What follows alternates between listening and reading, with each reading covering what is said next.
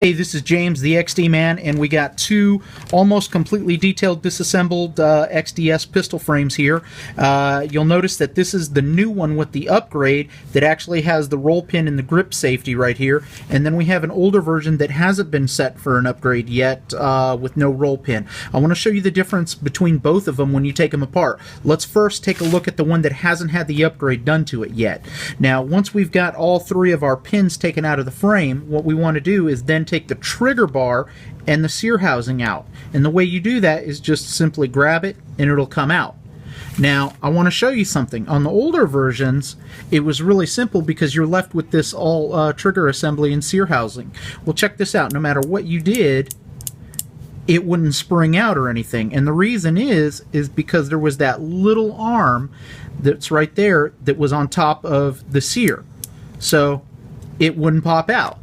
Well, one of the things that I want to show you is that with the new XDS pistol with the upgrade, it's kind of alarming the first time you do it, and it kind of scared me because things just popped out of place. We've removed our three frame pins, and so now let's go ahead and take out the trigger bar, and sear housing on the new XDS with the upgrade on it.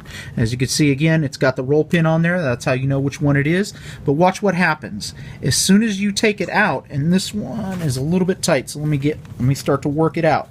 All right. Ooh, now, did you see what happened there?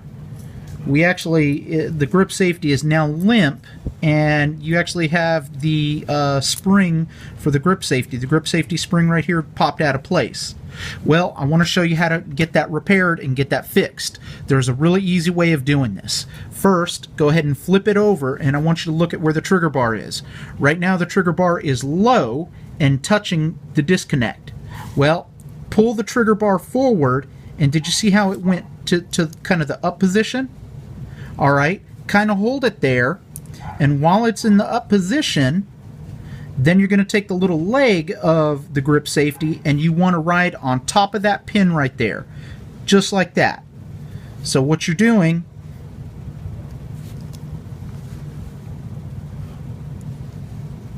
is moving that bar on top of that pin and pulling it forward enough that you could actually clear it.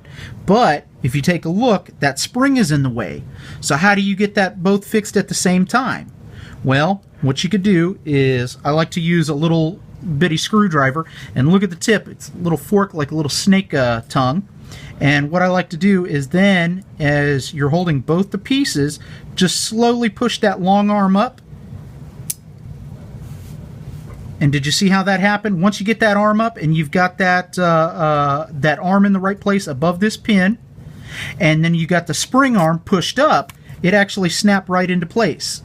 Now remember, that was with the trigger bar pulled up, right? And if you look inside, I'll show you without letting it go. Take a look at this area right here. There's the arm that's in between. Do you see it moving in there? It's moving in between the sear and the grip safety spring and that pin that holds everything into place. Now, if I were to let that go, it's going to spring back out. Here's how to keep it from doing that.